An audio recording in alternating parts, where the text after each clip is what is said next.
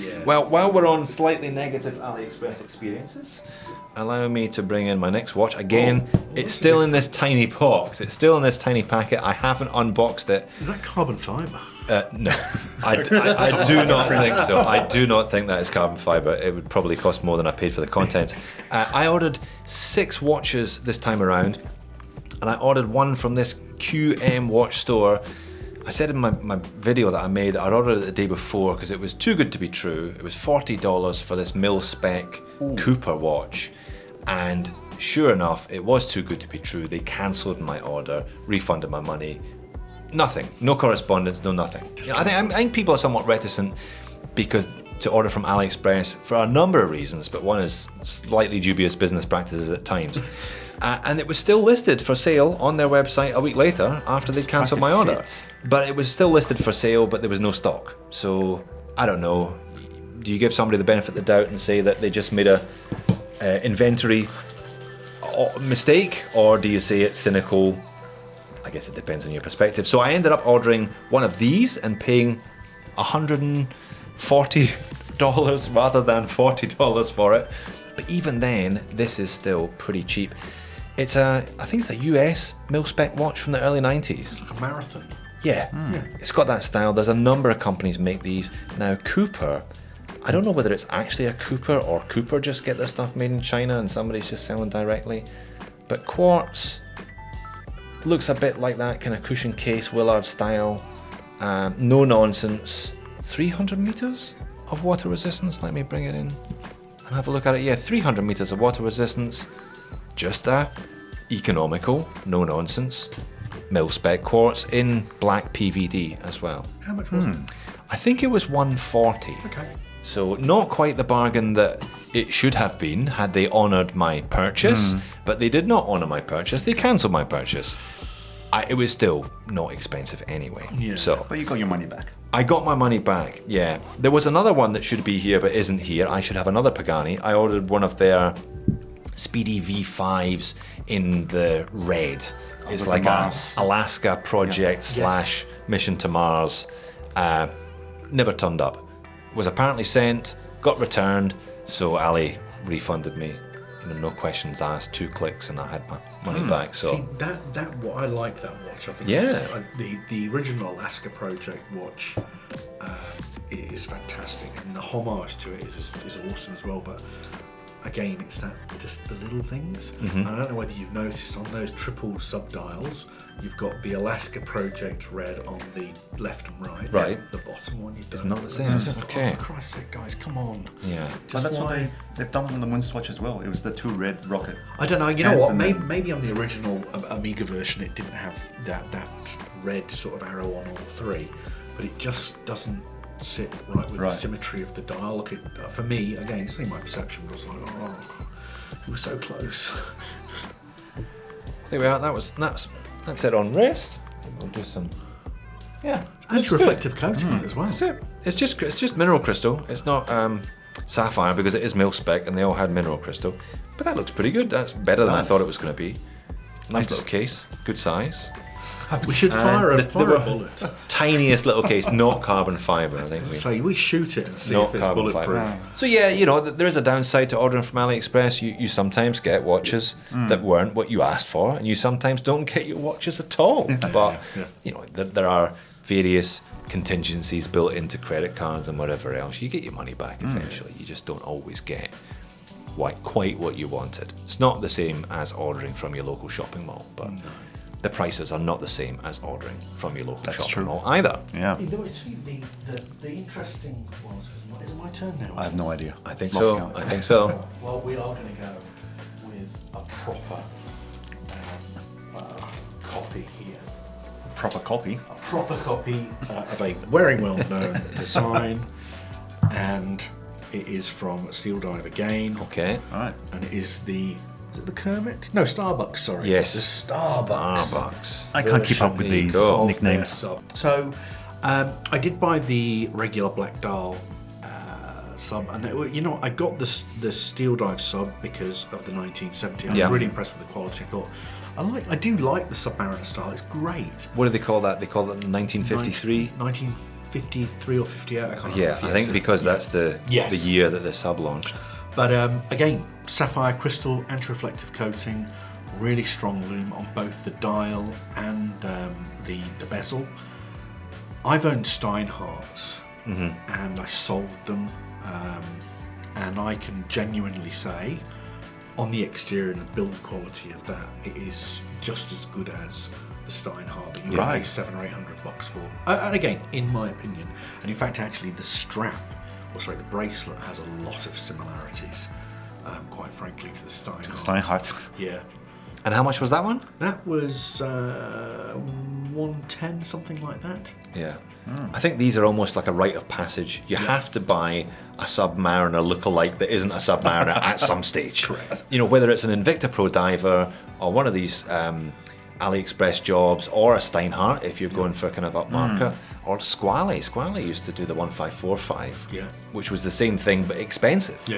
Chrono, that kind of controversial American brand, they're really expensive. They're $1,200-1,300 for a Rolex Submariner lookalike. But yeah, everybody has to have one of those at some point. I've had Steinhardts. I think the quality is pretty much on par. There's the black dial. I think the only thing is the Steinhardts has the regular version, which was the original. You got a couple of these. Yeah, okay. So that was the one that I got maybe a month ago, and that arrived literally 2 weeks ago off the back of receiving the black version. But so again, total cost $220, something like that, including delivery. Just sapphire, ceramic, screw down crown, screw link bracelet, decent clasp on it. Will last for a decade because it's got a Seiko movement. Yes. Yeah. And you can knock it about, you can rattle it around without really caring too much about it. Funny you should say that, because when I was trying to put these watches away yesterday, the cavoodle that we're currently it's gracing us with its presence, quite frankly, ran across and pulled a cable which then knocked that straight off the table from this height straight onto a tiled floor. And I can say the Invicta 9937 that I had originally on my little quest of going down the homage of subs did not survive to the same level that has. Really? It's absolutely fine. I picked it up and had a good look at it, and unless you guys can see any major damage, I don't think there is. So that's and it made a heavy, it made a metallic to ceramic. Or tiles have been the end of more than a few watches, tiled floors, bathroom floors and things. So where did it land? I'm not too sure, I can't really see. Okay. Tiles and doorknobs, I think, are the two biggest dangers for watch collectors. I can't see anything. It's funny you mention Invicta, that rite of passage. I missed the 8926, so was it the Seiko movement or whatever it was at that point. This is one going back like 15 years ago. I went straight to the 1937 when they had the original ETA movement in it. Then I went to the two-tone bluesy, the 9938. Right. When my daughter was born, the 9937, this is the title thing. Are you spitting Invicta references at us? No. Wow. Honestly, that's next level. I have to say, impressive. Going out of the AliExpress thing, the best watch that I had, and I don't know whether you guys have seen this, was an Invicta Speedway, chronometer certified. It had the ETA 2836, I think. Oh, that's posh. Yeah. One of, I think, 500 made. I own 2 of them because I got rid of one and I was like, I shouldn't have done that. Really? The best watch they ever made. In fact, it was almost like an anomaly. It wasn't 68mm. It was a beautiful blued rotor, blued screwed movement, full Geneva waves on the back. Not even a full exhibition case back, sort of like a third exhibition case back. Wow. Beautiful watch. But that was going way back. Yeah. Go drive through my first videos. You might see. Okay, back in the day, I'll find some Invicta videos. Wow. Yeah. To be honest, I've gone through an Invicta stage as well. I am not sure why. I think you have to. I think you have to. Did you get into the big ones, Sam? Did you go for the No. huge? Oh, yes and no. So this was again. How big? How many mils? It was a rectangular watch. Oh. So it had a bubble case. I think it's called a Lupa. Yeah, that's their signature brand, the Lupa. Yeah. Sorry, the signature model, the Lupa. So that had. So I went through a stage where I'm not going to pay big bucks for a Swiss movement. These had. So I bought 2 Invictus, believe it or not. One had the 6497 or 98, the manual wind unit test, and the Lupa had the 7750 automatic. Really? Okay. And they weren't that. They were about 1,000 each back then. Right. So I went through that stage. I actually quite liked the looper, but the crown stem broke very quickly after I got it, and they could not fix it. So I went through the horrible experience of trying to contact their customer service all the way in the US, and that was just impossible. Yeah. So in the end, I took the movement out, sold the movement as a movement. The 7750. Yeah, Yeah. because that was worth something. Oh yeah, definitely. The manual wind watch was fine. It was just, I had it for a while, got sick of it, and then moved it on. That one was fine. There was no issues with that one. Well, my Invicta, I got a memory on my phone this morning, 4 years ago today, and it was the Easter show.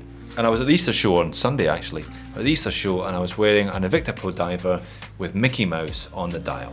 And I think that's the most appropriate Invicta. I'll leave it at that. That's my thoughts about Invicta. It was a fun watch. That's probably as far as I went down the Invicta rabbit hole. Well, you can't, the Invicta Flame Fusion Crystal. Oh yeah, What's Shaquille that? O'Neal with some enormous gold thing on its wrist. There must be some law in the US where it's illegal to manufacture a watch under 50 mil or something that Invicta are sticking to. So we'll move on to the next one, which is, so there's a bit of a background story to this one. I had ordered a watch on Kickstarter. Ooh. I went nuts on Kickstarter during the lockdown phase and bought quite a few watches off Kickstarter. One of the watches is, actually, believe it or not, I got an email this morning saying they're about to ship it. How long ago did you order it? I can't remember. There's been delays after delays, and it's not like I need a watch to wear anyway. Kickstarter is another podcast entirely, isn't it? It is. So we'll skip over that. Yeah. I saw this watch on the AliExpress sale, and I thought, oh, I've always wanted one of those. And yeah, it came earlier than the Kickstarter, and this is powered by Miyota 8215. Right. If it's good enough for Max Booster, I think it's good enough for me. And it's the Star Wheel complication, which AP made famous. Yeah. And it's something I've always liked. I like different ways of indicating time, and this is one of the ones that I've taken a liking to. It certainly is a different way of displaying I time. say, Sam, like your taste in watches is It's very, very broad. refined. I feel like some kind of chaff with my little subby collages, You're bringing out these lovely models. And that is a little bit of dead horse on the table, isn't it? That's a Horween strap. Yes. That's a beautiful looking strap. So that's my own strap, obviously, with their buckle, because it's a solid Always buckle. nice when you can do that. Yeah.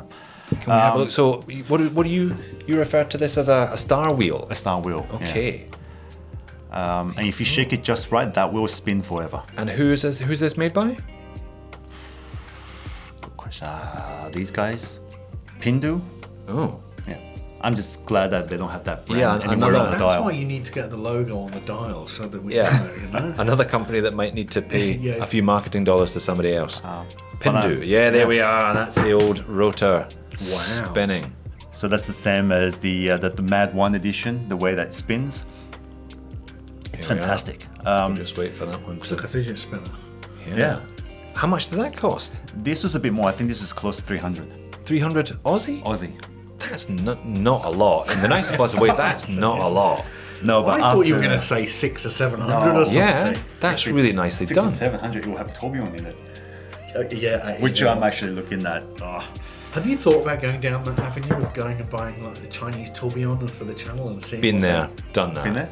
Bought the t-shirt. Any good? It's fine, yeah. I had my kind of novelty. I try and limit my collection to one out there piece. Yeah. And I just sold my tourbillon actually. Okay. And replaced it with a Wandering Hours, one of these. But yeah, they're all right. And again, you think Chinese tourbillon, $250 US. This is not going to be good long term. And it came with a, hi, thanks for buying this watch. If it needs repairs, here's how much we charge for repairs. And I had one for a year or so. It was fine. Okay. And it actually ran fairly accurately. But these are really interesting. I only looked at my first one of these recently. And so it's just a conventional movement. They don't really, but they have to they put a pin on the dial, and a pin spins these little so discs. they think the hour disc spins somewhere down at 6 o'clock, and you just tell the time at the top half of the dial. So, they re-gear the hour, don't they? Yeah. But this one's got a ticking second hand, a central second, which is because the problem with the one I reviewed was you've no idea if it's actually working or not, because time moves so slowly. Yeah, exactly. If it didn't have a second hand, that's actually, hey, you might have won the Watch of the Day award here. I was going to say that's. I just looked at it again, not from. Maybe it's my failing eyesight. Well, yeah, going, I have trouble seeing just the open minutes. heart, which I genuinely hate those I don't open like heart those watches, I'm not into skeletons. especially when it's a crappy movie. Nobody wants to see it. No. But that's. You see, you know what? There's an element. Maybe this is just me, but sometimes you want to just wear the watch on the rear. Well, they make them. Yeah. They make upside down watches. I think Zurich make this watch that's designed to be worn up the wrong way up, and you read it from the side. Because I do find myself looking at my watch, and I'm not registering what time it is. Yeah. And this one, I mean, the minute scale is so tiny that it's not. I don't really use it to tell the time. Usable. No. Yeah. And I think I did mention to you that it took me a while to realize what that case is based on. So they had two different versions. They had one which is a much dressier round case, which I felt was kind of meh. I went with the sportier case and thought that case looked really nice. And when I opened it up and I had a look at it closely, I realized it was actually based on the Omega Seamaster. Oh, really? Okay. So it had the same twisted lugs. It is from lugs, the side. I see what you mean. See, it's got the The crown guards, plus it's got an attempt at that scallop bezel as well. But you couldn't tell, like, having that dial there. It's amazing. It's a different watch. Yeah. I did try to fit my Seamaster bracelet onto that watch. Didn't work. The holes are just a little bit off. Just a little bit. Otherwise, the end link fits perfectly. Yeah. So just wherever they drill the holes on the lugs on this watch was just that little bit. All right. No, I am most impressed with this. Yeah. I'll need to buy one of these, then pull it apart. Yeah. I think you need to send me the link for that as well. Yeah. All right, so we need to get referral links. Yeah, that's Note it. to self. That's it. But the funny thing about having browsed through AliExpress is that now I feel like $300 is a lot for a watch off AliExpress. And sorry, that was the strap that it came on? No, that's my strap. Okay. The, but you're using the buckle? Yep. Okay. So the strap that comes on is it's a whole-in leather, which I got from Geneva Blue. Geneva Blue, So, yeah, looked familiar. another plug for Rob. Yeah. Hey Rob, if you're watching, you should be watching. I'll send you the link. But yeah, I just the strap it came on was just like a really nasty grey fabric strap. Which, that's one thing again and maybe this is one of those rules that you have is try and buy a bracelet whenever possible, because the bracelet's much better or gets you much better value when you're buying these watches, and then you can swap out to a strap if need be. Again, looking at that 1970 on that bracelet, I'm gutted that I got the rubber, because I could have just bought the rubber from anywhere, quite frankly. Wow. So first time buying on AliExpress and you're straight to wandering hours. We're going to have minute repeaters on the next one. Yeah. Good luck getting one of them for $200. Right. Oh, well, I think I'm next. Well, how am I going to follow that up? I'm going to follow that up with this. I think it's off the strap at the moment because the strap is awful. It is. I wanted to get one of these after I'd seen your video saying, "Hey, I've got this one coming in." It's a brand I'd never seen. There's a lot of companies on. It's the name. Chinese companies that try and pretend that they're Swiss. This is a Chinese company trying to pretend that it's German. But at least Borman, Borman's better than Rödler. Yeah, exactly. Yeah, definitely. Or our Philida or some of the other ones. But this one, look, there's a bunch of German text on there. Precision Instrument or whatever they claim it to be. But at least actual German? No, it's Chinese. No, all of this is Chinese, isn't it? No, awful but I mean strap, but it beautiful. May have been engraved on original German machining. The dial is lovely. I can move that around. I must be honest, I did have a look at their watches after I saw your video. I mean, it's a bit of an oddity. Engraving on the side is not ideal, but apparently that is a Hangzhou movement with an 80-hour power reserve that looks good. You know, some of these Asian movements look rough. You get the 6498 clones, and they're kind of dog rough once you get up close and personal with them. But that is as nice as I've seen from, mid-level Solitas and Etas. That looks and pretty the decent. dial is lovely, but the strap is awful. It's the kind of toad leather, shiny, patent. Hey, toad leather Yuck. would be good. Yeah, toad leather would be an improvement. Oh, if that's it's made not of a- too bad. Oh, that's awful, Sam. What are you on about? It could be worse. That is dreadful. How could that be worse? It could be fake leather. Ugh. Oh, sorry, vegan leather. Well, I'd probably take my chances with vegan over whatever that is. It says Well. genuine leather. The buckle, though. it says The buckle's the clasp is very nice. It's decent. But you know what? 21mm. Thanks for nothing.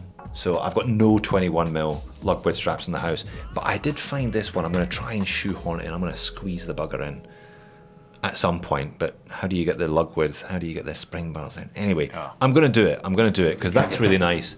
And I haven't worn it much because the strap is so awful. But yeah, very interesting. Interesting because of the looks. Yeah, definitely Moser looks, but I didn't think it was a one-for-one of any particular Moser model. But it has that lovely kind of simple look to the dial. Lovely kind of sunburst. It's a Moonphase, but it's not really a Moonphase. It's just they've repurposed the date complication. So it's 31 click, not 28 click. Yeah. But again, this I think was about 300. This was my most expensive Ali purchase in a while, actually.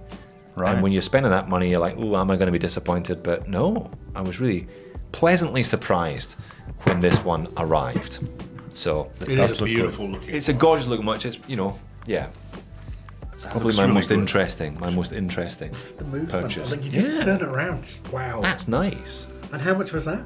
That I think was $250 US, so $350 Aussie. I spent nearly $1,000 this sale, I think. Oops. You could have bought a really nice Tissot for that money. That will be people's argument, and I understand that argument entirely. So, but for me, I guess I make a few videos out of it as well, which helps. The Google ad revenue helps offset some of my purchasing costs. But that's a nice one. Something different. I don't normally go for that style myself, but 80-hour power reserve. 80-hour power reserve. I'll be interested to see how accurate it is. And Have you tested the power reserve? No, I haven't either. Okay. No, I should do that. Wind it down. That is a really nicely decorated movement. Yeah, it is. The finishing on it is exceptional. Again, even if you were charged $700 or $800 for it, it's You just- wouldn't bat an eyelid if you saw that from one of the mid-level, one of the elaborate grade Solitas, or it's probably better finished than an elaborate grade the Solita. dial is gorgeous. So I saw the other colorways. But do you see what it says etched into the side?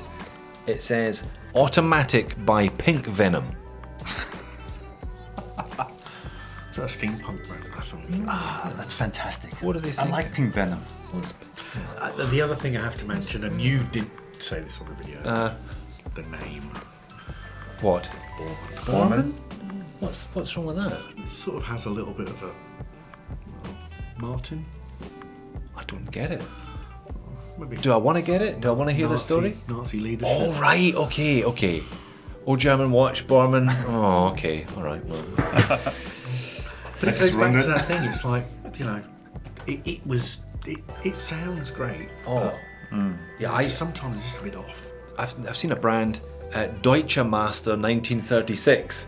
You're like,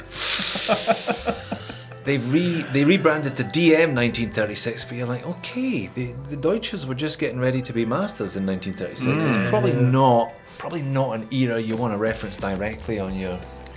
Is that a running second, a tiny little running second indication in the middle? No. Oh, is it? Oh, yes, it is actually. There's a little tiny arrow. You're right. There's a third hand. Really? Jesus. Yeah. Just barely see it. Yeah. Wow. There you go. Added bonus. I didn't even notice that. My eyesight's not that good anymore. That's why I'm holding out here. Yeah. For all of us. Yeah. 3 speckies in the room. Yeah. Wow. But dodgy names aside. Yeah, dodgy names aside. It's a really nice watch. It's very pretty. And it's 28.8. 28.8, 80-hour power reserve, really pleasantly decorated. Because all of these other watches are 21.6. It's big though. That's a big old movement. It's a 42 case, I think, which is fine. looks but very large. It's a large movement. That's kind of unitas. That's a pocket watch size. Are we still got more left? Are we running out? I've only got one. You got one. I got one I'm left. reluctant to show you because Have you saved the worst till last? well, you know what? I actually quite like it, but to me it's impractical. It might just be due to my failing eyesight. Okay.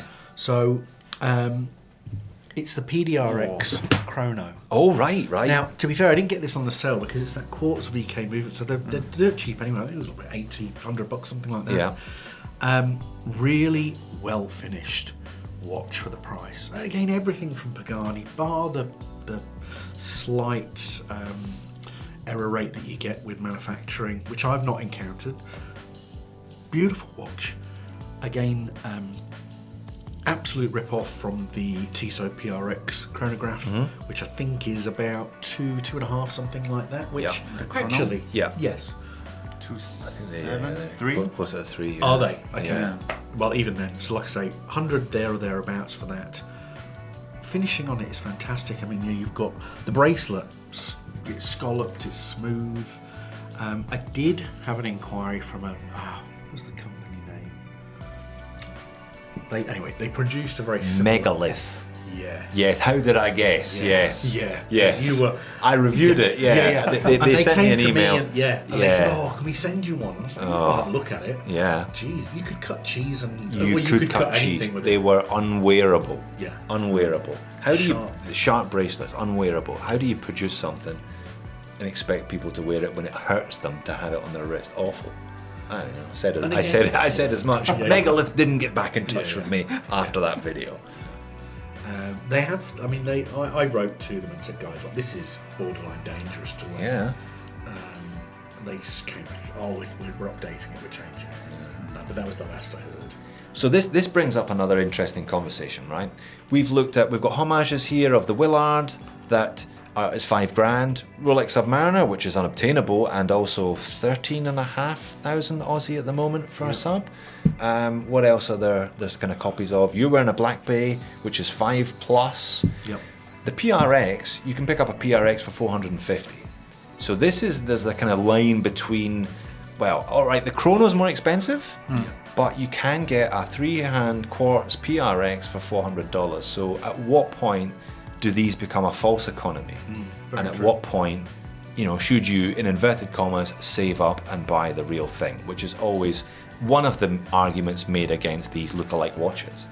I think that'll be one of the topic to discuss. Another one, yeah. Another one. Having said, I mean, the bracelet's nice, but it's at the clasp that is loose.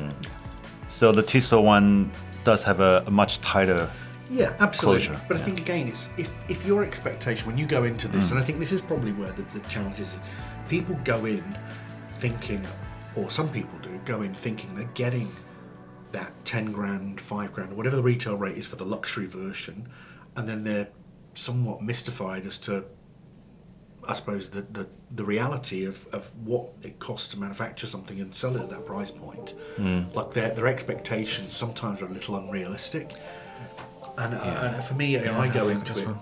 I know that, again, touch wood here. Actually, it's not even wood. It's with some Touch MDF. Yeah. You're going into this and you're buying something that is going to give you far more value than what you've paid. And that for me is enough. But I think that the expectation, or if you go into it thinking that when you buy this you're getting a Tudor Black Bay, or you're going in and you're getting a Willard, actually in that case no, you're getting better. But by and large, just set your expectations appropriately. Set your expectations with your purchase price. Correct. And you're rarely going to be disappointed. Yeah. That's actually quite nice. I haven't looked at this one. I looked at that Megalith and it was so bad. It kind of. Plus, I've made the argument vocally. PRXs, they're not expensive watches. Sure, the Chrono is much more expensive, and the Chrono's a 42. It's Valjoux powered and it's thick. Whereas this is VK powered and it's the same profile as the quartz. Yeah. So that's quite nice. The only thing that puts me off that, I do find it a little hard to read the time on it due to because silver hands, white silver dial. Hands. But again, this sounds really silly. Sometimes it's not about actually just telling the time. It's just the look sometimes. Yeah, exactly. And these have got that nice wrist roll. Yep. All these integrated bracelet watches have got a similar kind of look, haven't they? Well, that's pretty good. Yeah, that's nicer than I thought on paper. Some of them always look better in the listings and the renders than they do in reality, whereas that one, I think, that's actually nice in hand. So under 100 or just around 100? It's like about 104 or something like that. Yeah. God, I mean, what do you get? What do you get from anybody? You just can't get. You're getting sapphire crystal, Seiko movement, borrowed design, but something very pleasant. Yeah. Well, I've got one more as well. It's another Baltany. I was wearing a Baltany on the way in. Yeah. And this is surprisingly so, actually. I don't think it's a borrowed design, this one. It's just a retro chrono. Yeah. Again, Seiko VK 64 powered. Pleasant. I guess my standards are now high because of the first Baltany. I really, really like that watch. Yeah. And this one, maybe it's it's a little dressier. It's all high polish. It's not quite the same. And I didn't get the dial I wanted. I shot myself in the foot. I showed the black dial version in the video, and I said I was going to buy the black dial version, and then it was sold out by the time I got around to buying it. So, yeah, I maybe should have shut up or bought it first. But no, that's nice. Yeah, I like these slightly smaller than average. Help yourself if you want to have a look at it. 38s, 39s. You're wearing a 37 there, Sam. That's a lovely looking watch. Something a bit smaller. And if they can do it where it doesn't look crushed, if you can get a couple of extra sub-dials on the watch and not make it look like a mess, then yeah, in a slightly smaller case. Again, it highlights just how big and unnecessarily large a lot of watches are. But not necessarily the ones we bought. We've all gone for slightly... Well, you two have. Like I say, I do feel somewhat chavvy in the selections that I've got, but that's just my style. No, this is... Yeah, it's just a nice size. It's not too big. In fact, actually, it looks small when you hold it, but actually, when you put it on the wrist, it looks absolutely appropriate. Kind of spot on. Yeah, for average wrists. Yeah. I know. You've had the Baltany, the sandblasted, the military style. Yeah, that's the two of them. Yeah, next to each again, other. in the flesh. That looks so much different to my eyes anyway than what the marketing materials would suggest. And actually, even on your video, it looks much better in the flesh. Yeah. It's just one of the, I don't know, it's like a weird anomaly. Maybe it's the strap. The strap's really good. Strap fits it perfectly, suits it perfectly. But the crystal, where's the glass in that watch? It's almost like it's not there from most angles. And for a economically viable, try not to use the word cheap, but economically viable watch, it's an amazing piece of glass. And what did the Baltany go for? 150 US. Okay. So what's that, 225 or whatever the exchange rate, whatever the poor exchange rate is at the moment. But yeah, really nice watches. If you want something that's not Seagull powered, because most affordable chronos on AliExpress will have the Seagull ST1900 base movement in them, and those are lovely, column wheel chronograph for not a lot of money, but they are really hit or miss. How long they last and how well they run. Yeah, they're not the most reliable movement in the world because they're based on a 1940s Venus movement. Literally that thing is like a relic. 80-year-old movement. I had a Russian watch, a Stamansky, or was it Polja 8 or something like that. It was like the Russian cosmonauts. This was back in the day, maybe even 20 years ago, when you were actually buying them from Russia. Yeah. Nobody's buying anything from Russia at the moment, by the way, are they? And when I got it, it was just like, this is amazing. It was still an expensive watch, comparatively speaking. It's probably about $400 or $500, something like that. But it did have a blued screw rolling around in the exhibition case. And the funny thing is, I was going to take it to a watchmaker to try and figure it out, but then it disappeared. The screw disappeared? The screw disappeared. Maybe it just fell back into where it was and managed to get it, but it still worked. It is? And I was just waiting. Like, every time you just click the chrono, I was like, this is where I'm going to hear a big grinding, but it just carried on. Okay. Remarkable, really.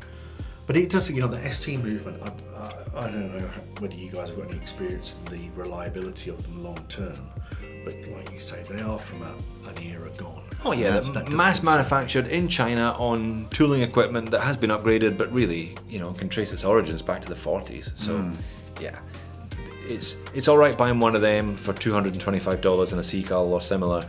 but people are putting them in micro brands and charging 800-900 Aussie for them, and that's, yeah, they're going to have to read your warranty carefully, because chances are if you're wearing it as a daily, you'll end up using it. Every single one I've owned feels different when you wind it. There's no consistency across the board. Some of them are smooth, some of them are gritty, some of them are silent. Everyone's different, and I think that's shows the tolerances that they're working to. Okay. So, Sam, from your perspective, again, bearing in mind, with all due respect, you are an AliExpress virgin, and bearing in mind what you're wearing, would be able to buy this entire selection every watch on the table. Good point. I'd be really keen to hear what your thoughts and experiences are on this little experiment, or is it like a sub-vertical of the watch, or a niche of the watch? Yeah, it's one of the many rabbit holes that we end up falling down. Well, I think I'm firmly in the hole.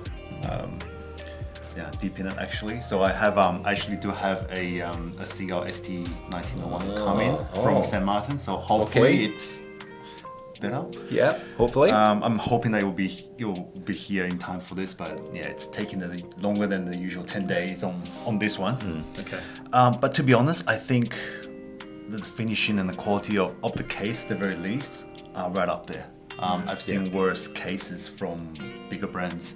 Oh, absolutely, yeah. And so I think this just goes to show that brands can't rest on their laurels. They need to keep improving. They need to keep on innovating, whether it be movements or finishing or designs, just because otherwise they'll lose the business.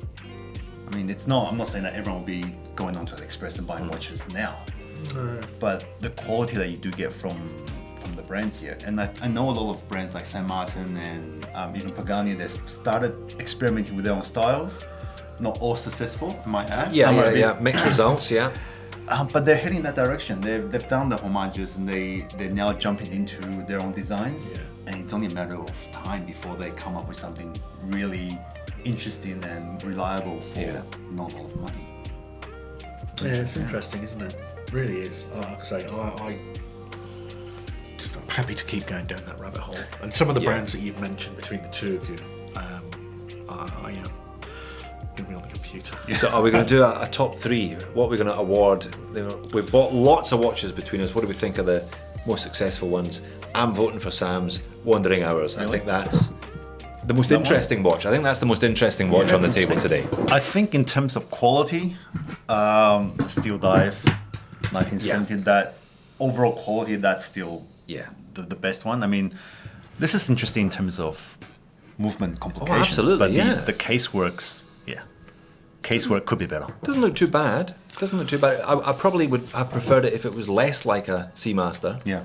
But that custom rotor. But the other case is just boring. It was just a round case. But I think to it. Steeldive is a great choice to be in the top three because it's such a kind of seminal AliExpress watch. It's a bit of a kind of cornerstone of an affordable collection. You've got to have an SKX. It's the AliExpress equivalent of the Seiko SKX. It is. You're right. The one question that I do have is, what's the difference between AliExpress and Steeldive? Are they the same company? I do not know. It all gets very vague when you're starting to work out, trying to work out how many different Pagani official stores are there, for example. So many. Everybody claims to be official, but how many of them are official? Why do some have stock of certain watches and stock of other brands? Exactly. Why are some of them branded PT Time and some not? I suspect there's maybe several different factories producing Pagani design watches. Pagani copies of Paganis. Exactly. Now there's another rabbit hole. Yeah. We should get all the different Willa homages and just compare them. And see they're all the same. They'll all be the same. And my vote goes for the Moser. Yeah, the Moser in there as well today. I think, and again, not for the front, for the rear. Yeah, okay. Let's turn that one around. So the front of one watch, the back of another watch, and the quality of the quality. The overall value. Yeah. You can't really beat that one for value, that one for innovation, and that one for Chinese quality. Yeah. Not an oxymoron. That's really pretty. What do we refer to these as? Are they Beijing waves or Shanghai waves? Shanghai, potentially, because they call them Tokyo stripes, don't they? Geneva stripes, Tokyo stripes. Tokyo, and whatever these are. Yeah.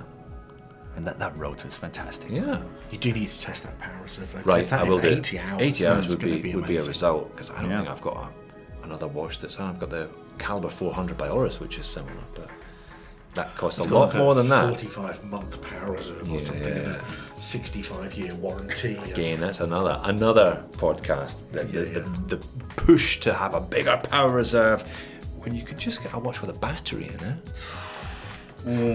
Controversial. There you go. You've battery just set off a ton of Or then comments you just here. get a solar quartz and be done with it all.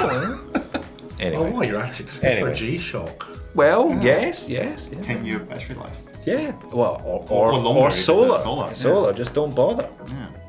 I have got one last thing to show. All right, the Do we have bonus. time? This is going back to names. Bernie watch. Oh yes, Bernie. Weekend at Bernie's. They reached out to me and said, "Hey, I was would you looking like at to do Bernie a video?" watches.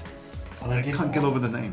And again, the quality's not there, but I had to show you. Oh. I went for the two-tone. Oh. Do you like the way it's got two-tone, but it doesn't? Oh. You don't want to scratch the gold off. No, you don't want to scratch. Listen, taking it off here is going to do that. So is this the lesson? Is this the don't buy one of these? Look, I wouldn't say it's not buy. Don't buy it. I think it's more in and around. Just set your expectations. The only reason I got this was that I was able to put TWC for the watch channel. Okay. And the sub dial. Whether you can read that with your eyes, I just couldn't help myself. Let's get the hands out of the way. One of a kind, unique.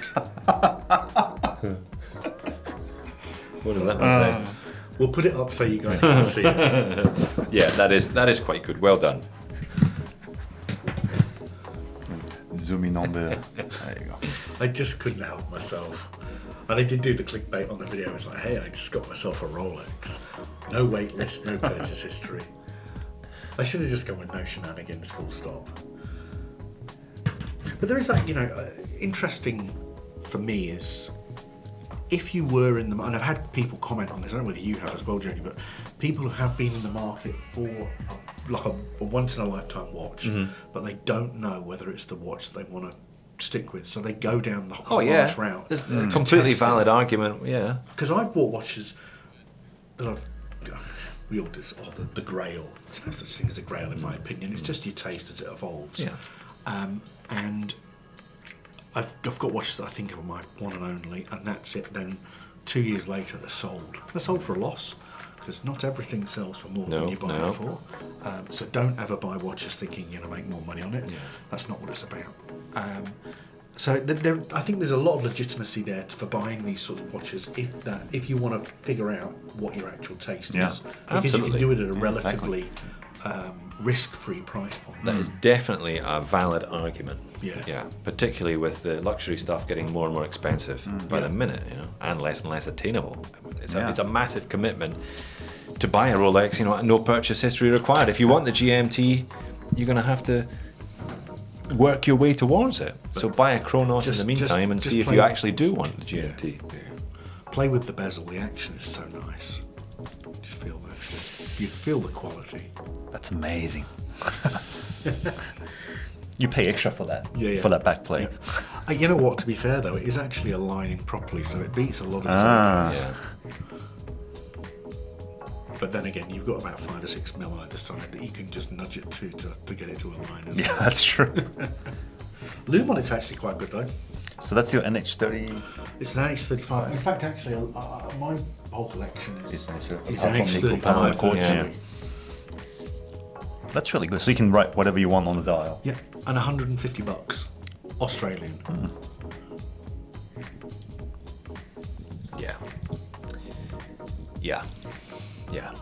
Yeah. Okay. It's a bit of fun. Yeah, it's definitely entertaining. It's a bit of fun. Definitely entertaining. Get it out there. Take it off. Get rid of it. All right. So wrapping up, I think we'll just to sum up, you can get very good quality watches for not a lot of money on AliExpress. Have the correct expectations, so you're not expecting too much out of these watches. There are good and bad experiences, but on the whole, I think it's been quite pleasant. But then again, I think with Jody, you've got your money back, or the watch has gone back. So it doesn't always go right, but there are protections in place for those occasions. Yeah, for me, it's a simple rule with everything. Just buy via PayPal or something like that. So you've got buyer protection. That's the easiest way to go forward with it. Most sellers will be fairly reasonable. I can understand, they don't intend to ship something out that's not working, but you as the customer, should have the right to revoke your purchase. Like I say, all the watches I bought have never had one bad experience. Again, touch wood. So you are unlucky if you get something that's not right. But it's I've never had a problem myself.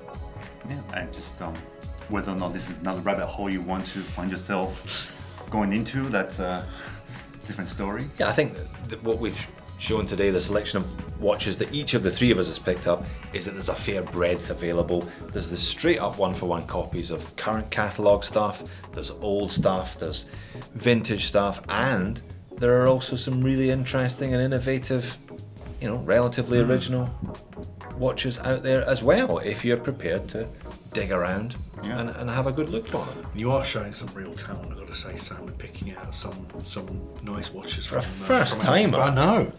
Well, I have very good, good shooters. Good shooters. Yeah. Thank you. But yeah, no, that's awesome. I know, it's and I'm on AliExpress every day. That's the problem. Yes. It is really addictive. That is the problem, yes. That is the problem. And especially with the app, they make you log in every day for coins. Oh, do they? Yeah. I never do that. So the coins, if you log in every day, they give you more and more coins. Which you need to apologise to me now for making me log in every day to get coins. Sorry, but yeah, download the app, log in every day to get coins. Okay. And then Save coins converts to savings. Okay, Ali Cash. Didn't know I've that. got no idea how to read the title on that, but That's fine. It's just use your phone. Yeah. And well, thank you for having us. Yeah, thank you for inviting us Very onto the nice. podcast. It's been good fun, good to chat, Yeah, and I'm sure we'll do it again at some point. Yeah. it's great to see all these watches. Yeah. But thank you. There'll be more watches coming. Yeah. Inevitably. When's the next sale? Tomorrow, probably on AliExpress, because there's a new one every day. How often are the sales? Is it like 2 or 3? Is it like If you can Google, AliExpress sale calendar, and it's just like pages and pages of sales.